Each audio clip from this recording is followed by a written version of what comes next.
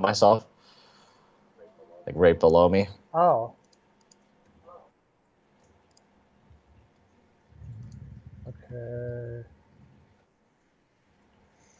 I gotta turn off that one then. There we go. Now we don't.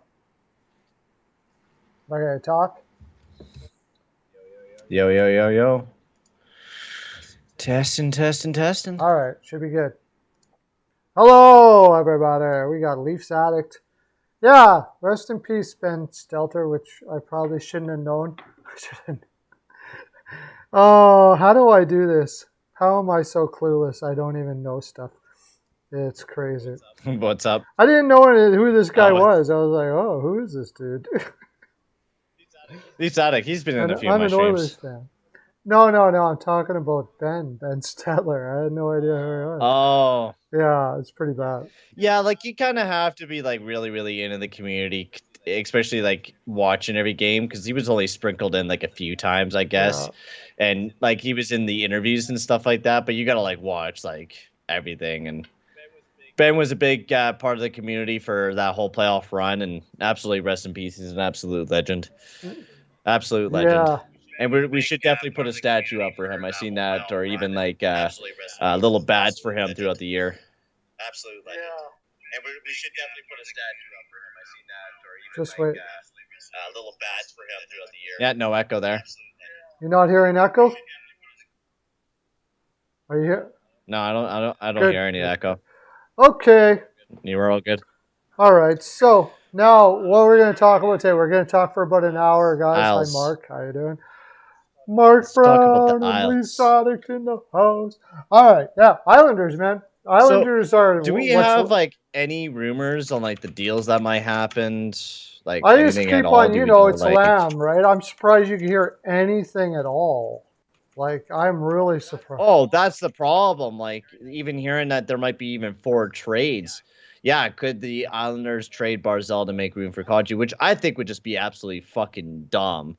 Oh, yeah. Like, that, it's dumb. Like, I don't know why you trade Kadri, who, yeah, season, no doubt about that. But when you're comparing, like, it's like, I don't know, it's worse than what the Kachuk and Huberto situation is, because Kadri had a one-off season where he did really, really, really, really good. He was having his finishing up, his goals for was up, his goals against were up, everything in Kadri's season was up. He's that type of player where you look at him and you're like, man, this is the type of player that you sign him to a contract and it's going to be fucking rancid in like 2-3 years time. Yeah. But right, Barzal, you have him young. This is the type of guy that you want to lock up, and you're not. You're deciding that, hey, let's pay the big money to Nazem Kadri. The only other thing I can think, and I'm not saying Barzal is going to get traded, but if you're going to bring Kadri in at $7 million for however long, just so happens he's already making $7 million. He's going to need a contract in 2 years, and I think they dropped the ball so hard with not getting this guy a winger, that if Lamoriello decides to, he can say, you're not even a point-a-game center. I'm not giving you more than $7 million a year. And Barzal will bolt in a heartbeat, right? I don't know if Lamoriello's smart enough to know how good this kid is. You would think he would. He's been a general manager for as long as he is. He's still only 25, yeah. It would be a disaster. Well, the idea I heard it was Larkin, and that doesn't make any sense. I don't honestly. I feel like they're gonna keep Barzal. Maybe I'm wrong on that because we've been hearing for so long that maybe Barzal, he's been a little stingy on every contract that he's signed so far with the Islanders. But I think they could potentially, change this around. And what they could do. Like, yeah, if Barzal, you can't, trade away anybody else. I think Bouvillier might be an option that they might trade away. Maybe somebody like Josh Bailey. It's just the thing is, you don't want to like clear your cupboards full of your wingers and then have nothing else to, be left with, because quite honestly, they don't have a lot of young talent that's going to jump up and play big minutes. Wallstrom might play a little bit better in this upcoming season, but is he really going to be that guy that could play, big top minutes this season? And no one else really in the depth is really going to make a big difference. It's a hard thing. Like, I don't know why you signed Nazem Kadri when simply the Islanders should just fucking rebuild. Like, they're in a situation right now where they signed this contract with Nazem Kadri. They're gonna, set themselves back farther than what they should be. They already have rancid contracts on their team. Like, I don't know why you do this type of deal. No, well, I just don't understand. Especially when you still have to sign Dobson and also Romanov. You still have to sign. I don't know why they do a lot of the thing. Why general managers do a lot of the things they do. I don't know what they're. See, I think a lot of it comes down to what owners expect. Have money, and they, they have people that pay the money, sponsors that pay the money. And if you're not competitive, the sponsors are going to bolt. I don't know what the owner's financial situation is, or, sometimes it just doesn't matter about that. It's just not viable. And also, being an owner, you're only going to be an owner for a certain amount of time. Do you want to be an owner of a team that's going to suck for the next 8 years? You know what I mean? Like, no. That's not why you bought a team. You bought a team to win a cup. And, fortunately for the Detroit Red Wings, they have Stevie Eisman was able to convince them to do it. But it's not an easy thing to convince to rebuild. Unfortunately, if you're an owner, you got to realize that you're probably never going to have a dynasty if you don't.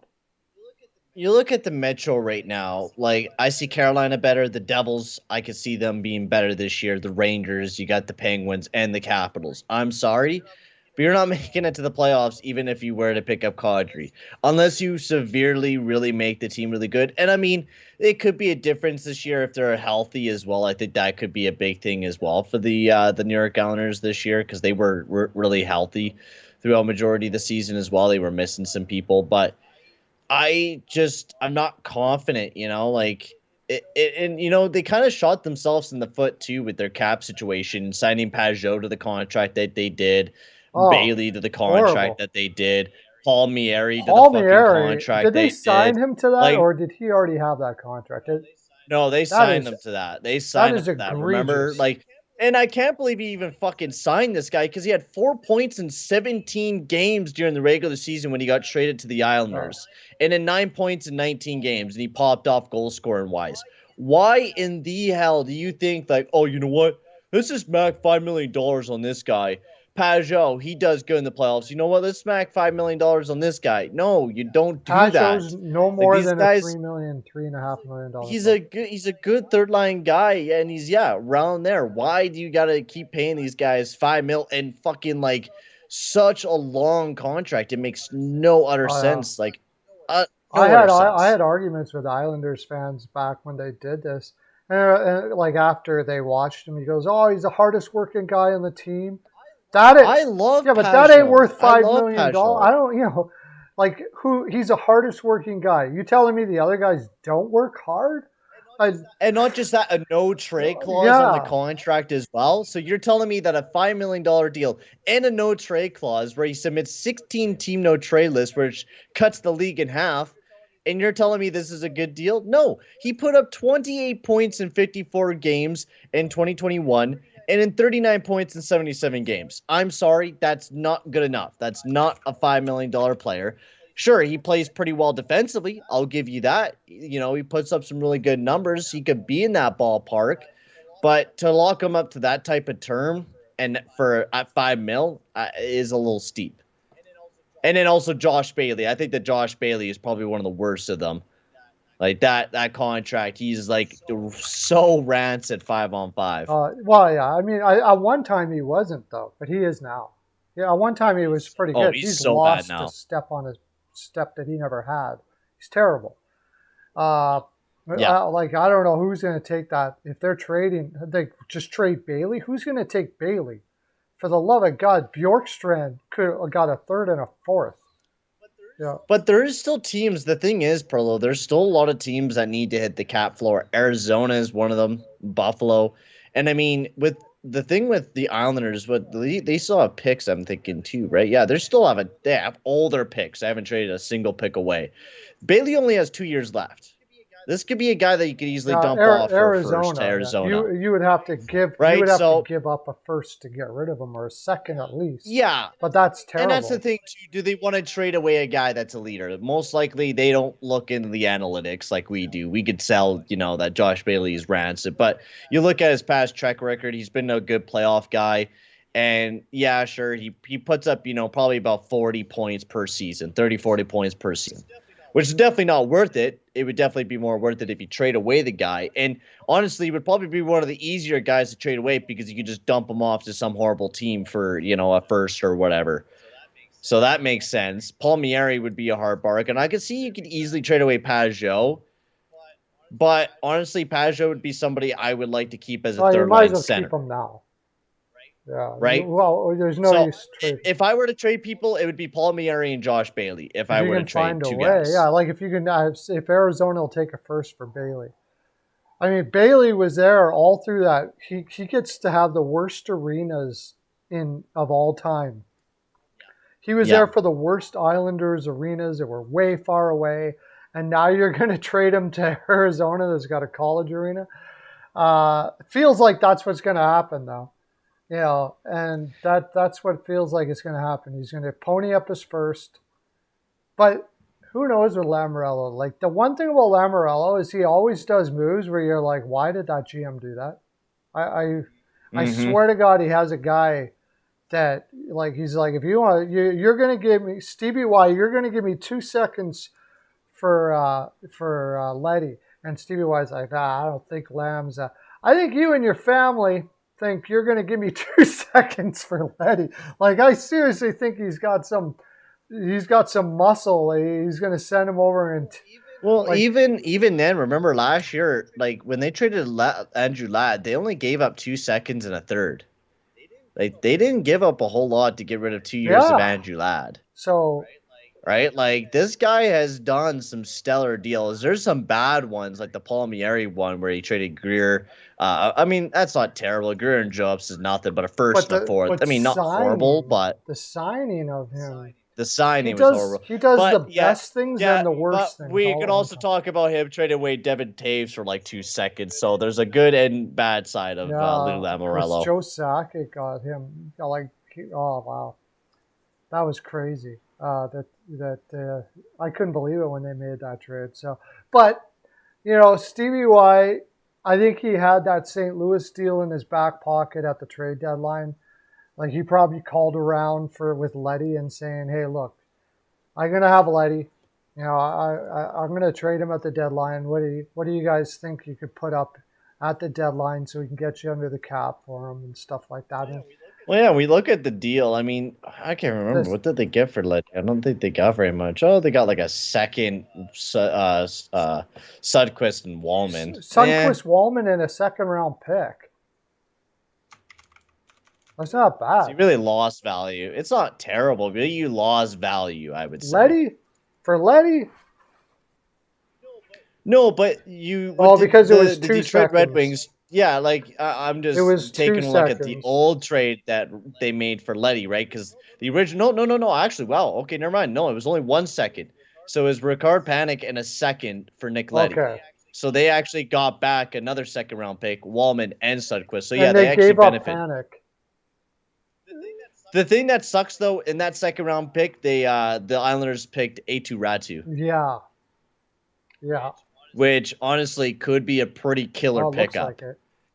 He had a great... Like, he was a point per game in the Liga. This guy could look really good for the Derek Elms. That was a smart... This was a guy... Wasn't this guy, like, he was supposed to be, like, a top 10 pick? Yeah. At one moment of time, and he just plummeted. I wonder... I've been watching... Have you been watching the World Juniors at all? I watched a little bit of it today, but that was when I was at work, so I haven't really caught up with it too much. I heard Coronado, Luke Hughes, and one other American looked really good in the game against Germany. Good. That guy is going to be freaking awesome. Dude, can we talk about the future of the New Jersey Devils defensive core? God. Okay, I don't know if you heard about Biz Nasty, but he said that the Devils won't win a cup in like 3 years. He was ranting and raving about, but He doesn't know what the hell he's talking about. Biz Nasty's got to a be fucking one of the moron. worst hockey minds that has ever been paid money to be on television. I can't believe it. I've been hearing Simon Nemec is basically NHL ready. Yeah, pretty much. And then you got Lee Hughes, who's probably, probably 2 years out. And if he's looking this good in the World Juniors, and he fucking pops in the lineup when you already got, let's talk about them: Graves, Severson, Singlethaler, amazing, Dougie Hamilton, and fucking Marino. Yep. Like Graves and Severson are coming off the books, but you have fucking Nemec and Luke Hughes to throw right on in there. And not only that, you got that Mac Medulin kid. And then look at the top six. You got Alexander Holtz developing. You got a good prospect core. This team is a future Stanley Cup contender. And for business, these Devils fans should stop ranting and raving about their team. Like, get out of here. You got Kevin Ball. That I don't think he's actually all that great, but he's 6'6", and somebody out there will overpay for him. So you can use him as an asset to fill a spot. Shakir Makamadulin is another one that's coming up, right D. Big, huge guy, can skate like you wouldn't want to believe, isn't going to be very offensive. But dude, I heard a lot of good things about Makamadulin as well. He could be a really good top four defenseman. They've built up they built from the back end up. Nico Dawes as well. He played a little bit this year. I liked him when he was playing in the Guelph Storm and a little bit for the World Junior team as well. I didn't think he was too bad. But they're building from the back end up, and it's really, really smart what they're doing. I think Nico Dawes is going to be good.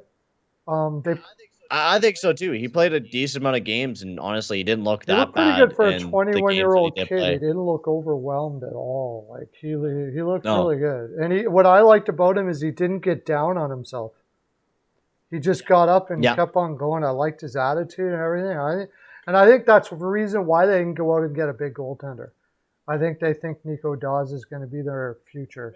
But maybe even they think that Vitek Vanacek might be good in a really good Washington defense as well. Washington is horrible at drafting and developing. Oh my God, they were all offense. They were all Well, not only that, they're horrible at drafting and developing goaltenders. When's the last time? God, how many good goaltenders have came out of Washington? Like, I think Brian Holtby was the only one that actually was stability there. But remember Semyon Varlamov? Yeah. He was playing in Washington for a bit. He didn't do well until he got out of Washington. Yeah. Who it's else way do back, we talk about? I think he won a Vezina. Help me out, Mark Brown. What's the Washington goaltender that won a Vezina? I should know this. It's pissing me off. I know. I'm thinking. I remember there's a few goaltenders that came out of Washington that have popped off afterward. It's goalies. Let's take a look here. So, if we take a look at the goalies, Jose Theodore, he played all right there. Oh, no, actually, he was Michael Nerverth. He played a little bit. He was okay. Oh, Grubauer. Grubauer was there, yeah, but he had... But Grubauer did really good in Washington, too, though, if you do note that. But he was mostly a backup. But he put up some really good numbers as a backup and then went off to Colorado and kind of played the same amount of games as well, honestly. Has anybody put it in the chat yet who I'm thinking about? I can't believe it. Maybe he didn't win a Vezina. Vezina winners? Varlamov? Varlamov would have Vezina? Olaf Kolzig. That was back in 2000. That was back in 2000. Dude, yeah, Olaf Kolzig is their most winning goalie ever. Yeah, dude, Olaf Kolzig was a fucking legend. He was a great goaltender, no doubt about that. But, I mean, really, they haven't drafted and developed too many goaltenders in Washington. And it seems like you'll take a look at their goaltending list. A lot of them are like goalies that they have traded away or they picked up for a year and then, dumped off. No, it was Olaf Kolzig. Like they only have 3 goalies over 100 wins: Kolzig, Holtby, and Bruype. Don Bruype. Yeah, Beaupre. He was a good goaltender back then, but Washington always sucked. That was... Yeah, Washington sucked for the longest time. That was back in the days of Peter Bondra, which he was really good, but he didn't have anybody around him. It was him and Johansson, and that was about it. They had a bunch. Yeah, Jim Carrey as well. Washington was Yeah, Jim always Carrey. was always had a bunch of lugheads on their team that were like couldn't skate, just like to beat people up and stuff. Couldn't do nothing. That's all they had. Oh, Jim Carrey won the Vezina with Washington. Did he? Yeah, he did back in when he was 21 years of age, his second season in the Yeah, NHL. that's right. First season And as a then start, he he won had. a Vezina. Now he's a big supporter and what do they call it for mental awareness. He went through some. Yeah, because he retired Yeah, he early, went through right? some He went through serious some shit. depression shit and stuff like that. So he's a spokesperson for mental health awareness. So he's pretty cool. But yeah, he was amazing, and he just tanked, I guess, because he was having depression and all that stuff and anxiety. So Ilya Samsonov for the Vezina Leafs addict. You better hope so. You better hope so. God.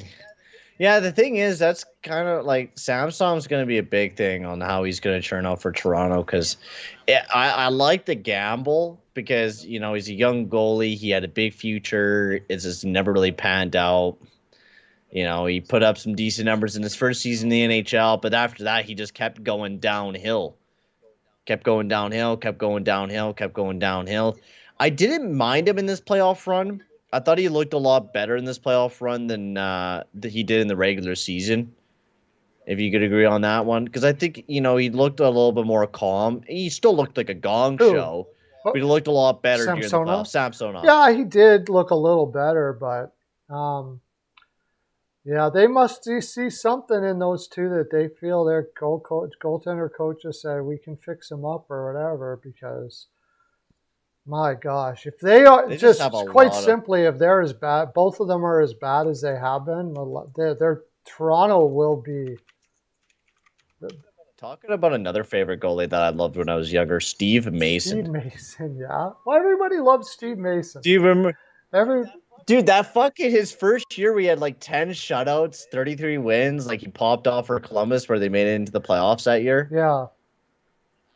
That was incredible. Like Steve Mason was good, and then he just tanked the rest. Yeah. He had a good season with Philly, but he was just so up and down his entire career. There's so many goaltenders like that. Ray Croft. Yes. Yeah. Oh my God! Remember where Raycroft got sent to Toronto for Rask? For Tuukka Rask. Remember that? Oh God! That's something you can't talk around the dinner table about with the Toronto fans. How did they fucking think that was a good idea? Like Andrew Raycroft threw up an 8-19 season with the Boston Bruins that year with an .879 save percentage. We're like, you know what? We drafted Tuukka Rask 21st overall. Fuck yeah! You want him? Yeah, have him. Yeah. It's good trade value, and then fucking Raycroft was just ass. They played him 72 games that year. Yeah, and not 72. Honestly, though, there were so many people at the time that were thinking that they just did the right thing there. Because, I mean... But how? Because people didn't think Rask was going to be as good as he was, I guess.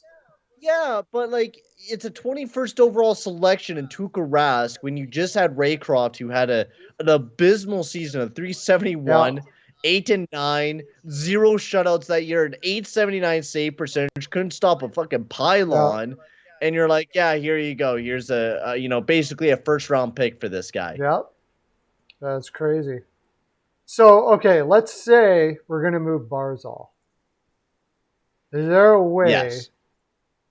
That we can get, like, first of all, I would think that the first team out there that would be like freaking banging on the door would be the Calgary Flames.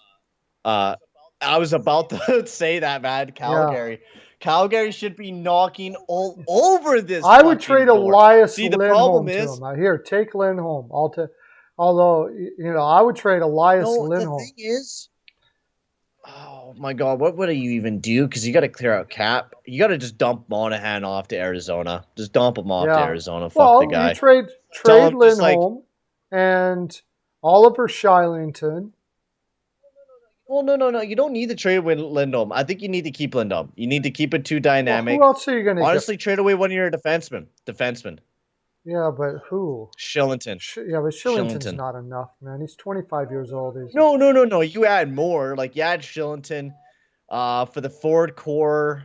That's I hard. think the Islanders are going to want a center back, though. Like, maybe not, because they're not going to trade Pajot. So maybe but they could get a winger. But what winger? They're going to get a winger.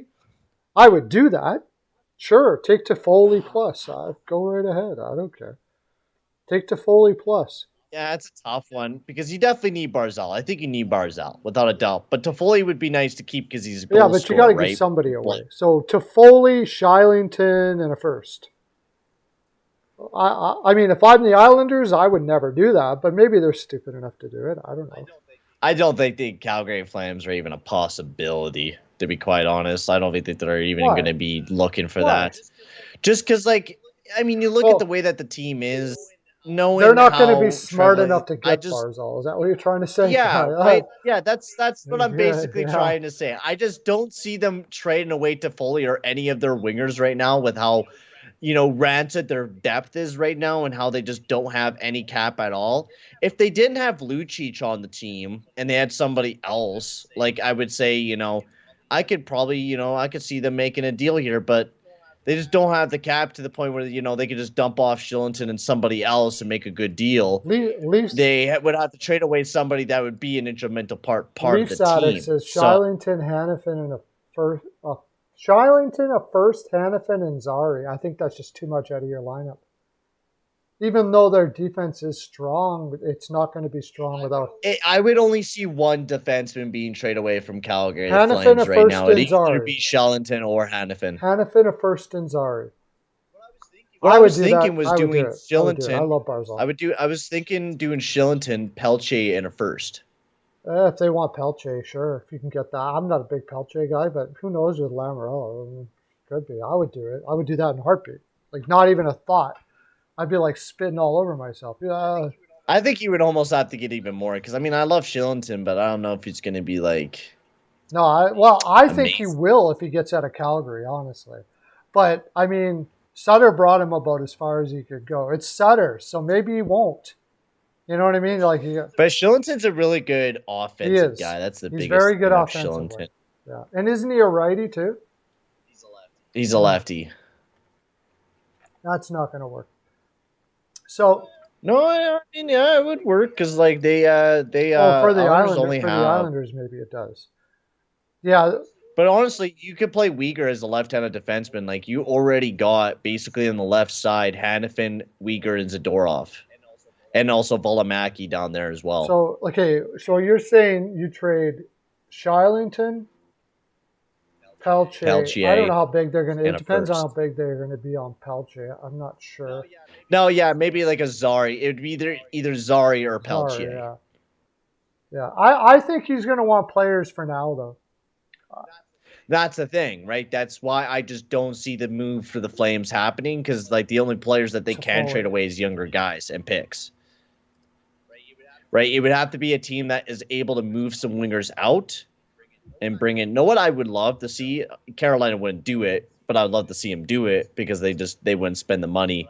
But I'd love to see them like trade away, like not sign Konkanami and then get Barzal. That would be beautiful, but that's not happening. You know what? Buffalo. Yeah, but you know what? They got so many centers coming up. I'm not sure they need to do something like that. That's the problem. They've just got so many centers coming up right now. But if they want to, past draft. Cousins, but I think he's going to want wingers. I think he's going to want. I was doing this before as I was looking to trade centers. It is not a strong market for centers right now. And that's weird. You would think it would be.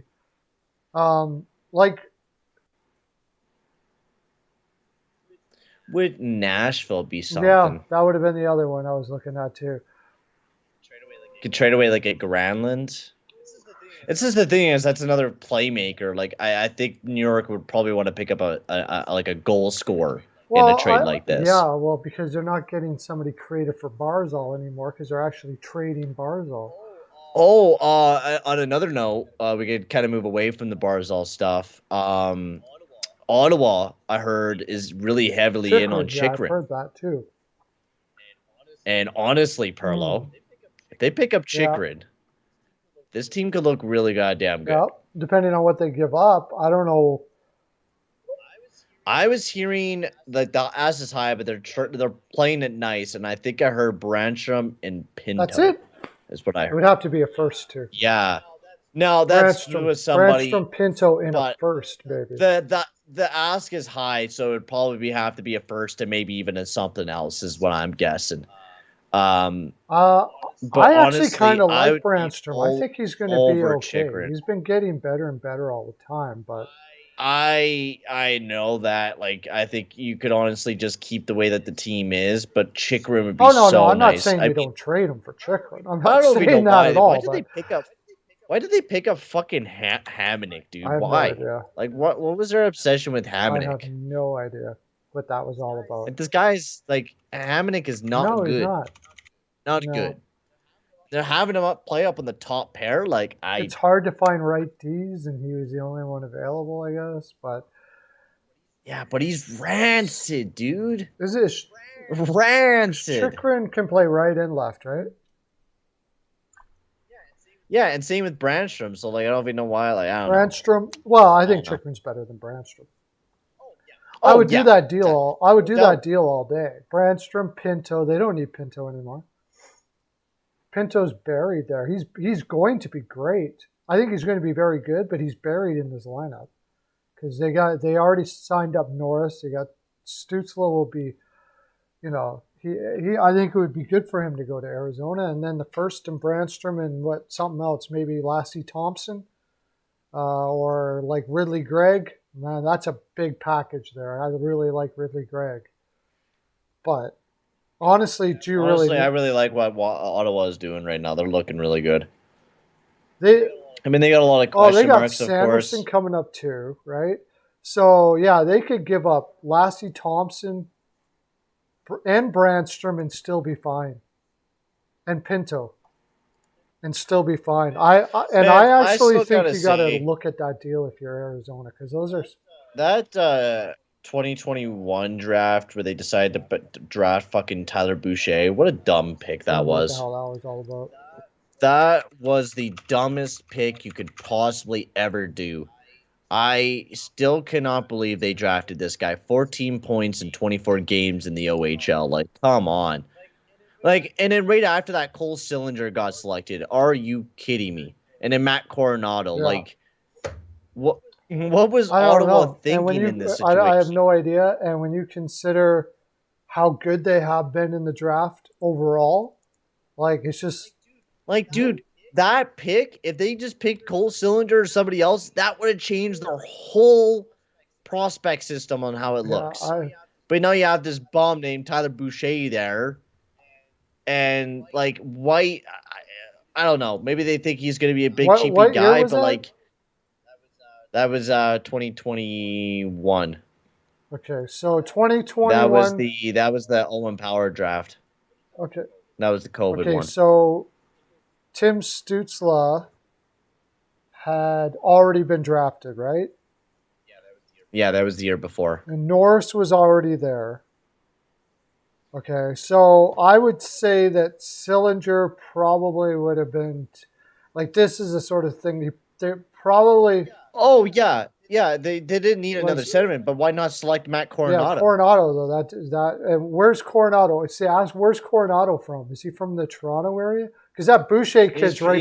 He's in New York. Oh. He's in New York area. But Boucher is in New Jersey. Okay, so I don't know. So they're both, like, born in the same area. Coronado's a goal-scoring beast. 48 goals in 51 games. Like, Boucher, what? He got 5 points in college or something like that? Tyler Boucher in the with the Boston University threw up 3 points in 17 games, Pearlo. How many penalty minutes? 34. Oh, wow, you got a goon. Good for you. I wonder. Okay, let me see his scouting report because I kind of want to see where he was expected to go. Because I thought he was supposed to go like not even like in the first second. They went off the board completely. Like, when why? they picked him, I just don't I fucking think some understand people had him that. as a late first and stuff, so it wasn't really that off the board. But like, it wasn't out of the first Yeah, round off the board. but why did they do that? I'm pretty sure they had a late first, didn't they? Or they could even trade up. Like, I just didn't understand that pick. You don't make a move like that unless you're like for sure thinking that he's gonna be good. I have no idea. I really don't know. Yeah, like he was ranked 50th in this one Wow. report. What's It could wrong with develop into a second or third line. What's wrong with Payton rotting in Arizona without a contract right now? I'm sure he'll get one, but I don't know. Yeah, That's true. I mean, yeah, that's the thing. It's just Barrett Hayton's wrong time, wrong place for him. It's gonna take him a bit before the team ever becomes good. I mean, he could be like a Dylan Larkin. I don't even think he'll ever get that many points. He was never expected to get that many points. No, he was like a two-way guy, right? Like, he's fairly good defensive guy, but like what? Yeah, 2018. Like he's a good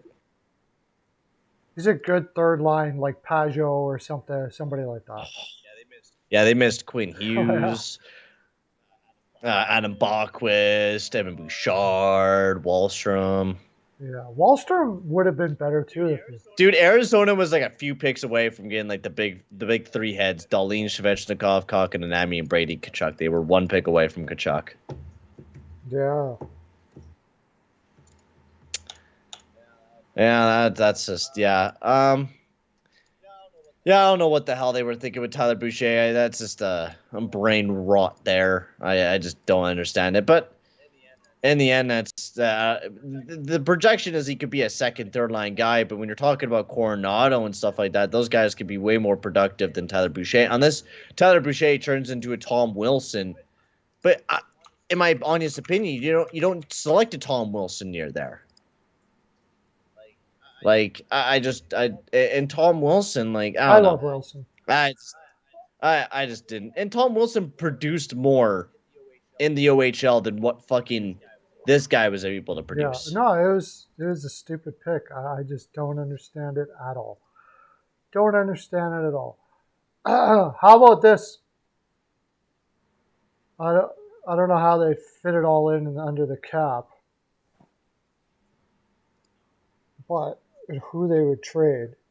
But I would not doubt that Joe Sakic's picking up the phone asking Lou Lamoriello about Barzal. Wouldn't that be who again? Colorado. Yeah. Barzal. Oh, just Colorado. If Colorado got. I mean, funny enough, they got capped. They got 2.9 right now. Yeah, but they got to pay McKinnon down the road. But I mean, you trade Comfer. Did I hear that he's going to get like $13 million? But I also heard that he'll take a team-friendly deal if it means that we can win another cup or something. That probably is a team-friendly deal right now. It's just like, $13 million. Really, it's getting to the point where that's not even that much money. Like 5 years from now, that's not going to seem like that much. But see, the thing is, you could just say fuck it and go for a big run with Barzal and just say, Yeah. That's the thing. Who are they going to trade? Like, you're not going to trade away Lucken, and you just locked him up. You're not trading away Landeskog. You just he's the leader. You're not trading away Rantanen or Nikushkin. It depends how good. It depends how good you think Newhook's going to be. But honestly, they really like Newhook, and I don't think they're going to trade away Newhook. You could trade JT Compher and Newhook, and put Barzal in there, and you could have traded Bo and Byram. Because they're not going to be able to afford one of those guys. Gerard, somebody's going to have to go there eventually. I hate trading Gerard. I hate it. His contract is freaking. He had a pretty rough season this year. Yeah, he was injured. Yeah, that too. Yeah, he was playing hurt a lot. The question is, how good is he going to be? Now, is that going to keep on going or what? But it would be stupid if they got him, but it just came to my mind that would be possibly a team that would be on the phone. But as you can see, if you look down, it's not as easy as you think to get a return for Barzal. A lot of the teams have their top twos sewed up. Calgary would, but the wingers could be something. Oh, go Caps! How's it going, bro? I don't like, dude. Leaves Addict. You don't want to trade away Muzzin. Muzzin, somebody you want to keep. Muzzin Kerfoot as second to Seattle for Susie, Donskoy, and Donato. You're losing out on that. Donskoy sucks ass. Donskoy sucks. Donato, Susie, good, but like not going to be able to play the same amount of minutes Muzzin plays. He's not as good as Muzzin. No, not even close. Kerfoot in a second. And funny enough, yeah. Weren't we talking about a few weeks ago about Max Pacioretty being injured, and he got injured? Yeah. He had that surgery, so he's out for 6 months. They already knew he was. That's why they got rid of him that fast. But you would have thought if they did know that, he could have went on the IR and they would have had cap space again. So I don't know about that. Weird. I don't think they knew, quite honestly. And it honestly puts the Carolina Hurricanes in a pretty good position because they are, like, over the cap right now, but they don't have to worry about it right now. Yeah. He'll be there for the stretch run. Because now Pacioretty's just going to go on the LTR. He'll be there for the stretch run, and they'll still make the playoffs, even without. Oh, you look at the squad, like, they're a really strong team, even without Pacioretty in the lineup. So, like, I'm not too worried. Of course, I recorded my Carolina Hurricanes video, and then everything happened. Kerfoot third to Seattle. Honestly, I would love to see Kerfoot being traded, and Susie for Kerfoot, I would say, yeah, that's a pretty good deal. I would do Susie for Kerfoot for Susie. Honestly, I would do that. Honestly, you don't even need to add a pick in Toronto's hand because probably teams see Kerfoot as a pretty good player because he just came off a pretty good season. Yeah, I don't know if I don't think I think Toronto would do that. I don't think Francis would do that. Now, I hope Kerfoot does not re-sign with the Toronto Maple Leafs going into next year because he's just rancid. I don't like him. I didn't like him when they got him from Colorado. When they did that Kadri deal, I was like, Kerfoot. I love Calle Yarncrook this year. I really do like the Toronto Maple Leafs and how they kind of handled their offseason. They still need to sign Sandin, which is a big thing. I think Sandin and Liljegren will be enough for them. I think they're both going to be very, very good. So I think that's why you got to get rid of Justin Hall, that rancid defender as well. Yeah, who's going to pick him up? I have no idea. There's probably be a lot of teams. They like their big burly defensemen. Remember? Yeah, that's what I love. I love that.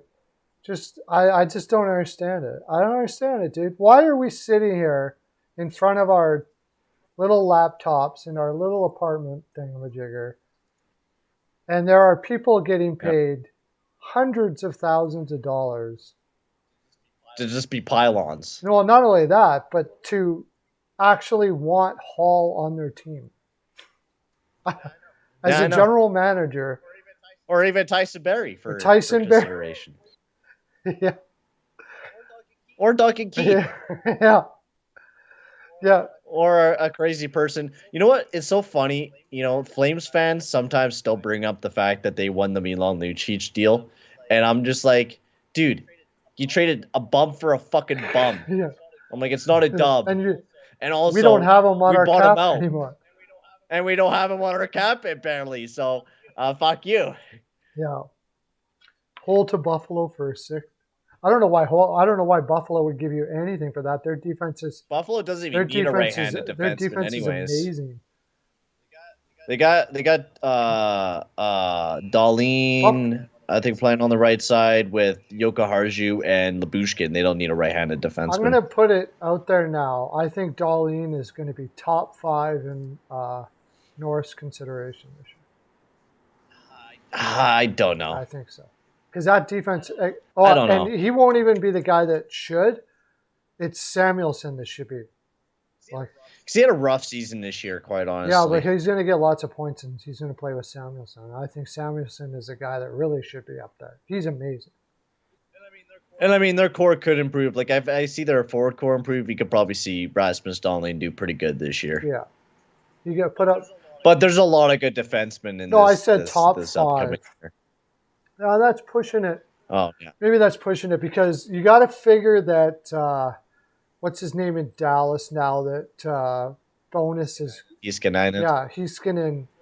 He's probably going to put... Now that Bonus is gone, I don't know. We'll see. Because how many times have they changed coaches to try to be more offensive and it never happens? Well, they got Pete DeBoer, so yeah, Pete DeBoer is an offensive-minded coach, so it should. Yeah, like the thing is, like you got Yossi, McCarr, Hedman, Fox, Hughes probably do pretty good this year. McAvoy. I mean, you could probably see him. He was up 13th in points this year. McAvoy's going to be hurt a lot of the time. He'll be out of it. Lawrence Snyder will be big this year too. I think he'll be really, really good this year. What are they doing, by the way? We didn't even talk about that. They made what do you mean? Fucking Trouba captain? Oh my! And then did you see the fucking video that the Rangers posted about Trouba's all his big hits and stuff like that, or MSG or whatever? And they had one hit where like the guy had to be stretchered off. No, lovely. And they made that part of the clip. Remember where Jacob Trouba laid that massive hit? The guy like kind of hit his head. Yeah, well, he didn't. And he got didn't stretchered really off. do anything wrong with that hit, though. So, anyways, I don't know what the hell they're doing with the Trouba cap. They didn't do it, but you probably shouldn't celebrate it either. I agree. You know what I mean? Like, I totally get you. He didn't really do anything wrong. It's a clean hit, but it's like, still not cool to celebrate it, I would say. Yeah. No, right? Like, it's not cool to put into a fucking video where you're, talking about the guy being a leader. I'm sorry. Hitting a guy is not fucking leadership. I cannot believe how much we have to talk about this on how hitting does not really matter sometimes and how it's just moronic. And Jacob Trouba is also pretty fucking moronic and is just not the captain that you want. I was watching this one thing. Somebody posted something on Facebook it was a hit that happened, and they were all talking about it. And I can't remember who the player was now, but the guy, who was it? I almost want to say it was Trouba, but anyways, they showed the hit, and then right out. They hit the guy, and everybody's celebrating underneath, like, oh, look at he just smoked him. I love him. He hits him, blah, blah, blah.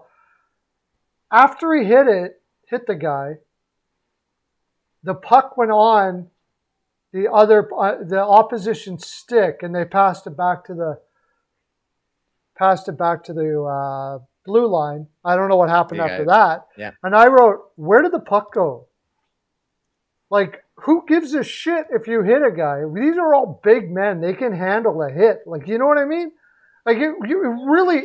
you get trained. It is so overvalued that you hurt people with a big hit. It does to a Chad, the reason why hitting is moronic is simply, okay, so when you hit a player, are you going to get the puck on your stick after you make that hit? That's what matters.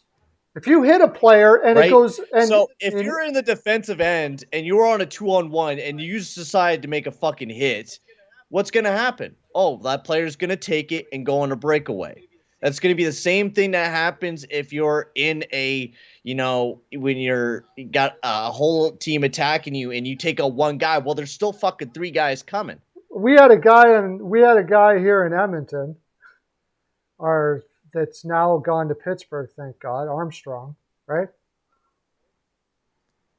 Oh, not Armstrong. Kobe Armstrong? Not Armstrong. The torpedo guy. Freaking Archibald. That's he did some dumbass hits. He got hits like crazy.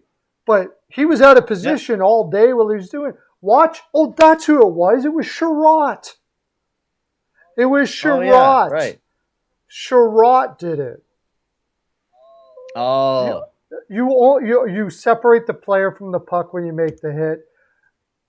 Often you do if that's what the goal is, but quite often players will put themselves out of position too. And majority of the time, if like I see a guy coming at me, I'm going to dump it off the boards and send it to somebody else. A lot of the time you separate the player from the puck when you make a hit, though. Probably don't make a hit But, okay, yeah, sure, you separate the puck away from the player, but a lot of the time, you don't get the puck when you make the hit. A lot of the time, it still goes into that, that team's hands. Yeah. So a lot of the times, players that hit a lot don't play good defensively. Trouba is one of them. Ben Sherratt, there's numerous players that you could talk about that hit a lot that don't play good defensively. Now, there's guys that hit, and they hit perfectly almost all the time, and they do hurt you, like Hedman. When Hedman hits, he never puts himself out of position to make a hit. But there's a time and a place when you hit. A lot of the times, people who just hit carelessly are the dumb ones. If you hit and you make a good play and are able to get the puck, that's perfect. If you hit a guy, you need to know when to use your stick or to hit. If you hit a guy and you're like, and the puck's like like fairly gone, like it's borderline, like almost interference. Those guys that hit like that torpedo around like that, they're doing virtually nothing. They're trying to soften up the opposition, as I said. But I think nowadays, like maybe back in the 80s and 90s when equipment wasn't so good and guys weren't in such good condition, it had more of a force. But nowadays, I don't think it really has much of a force anymore.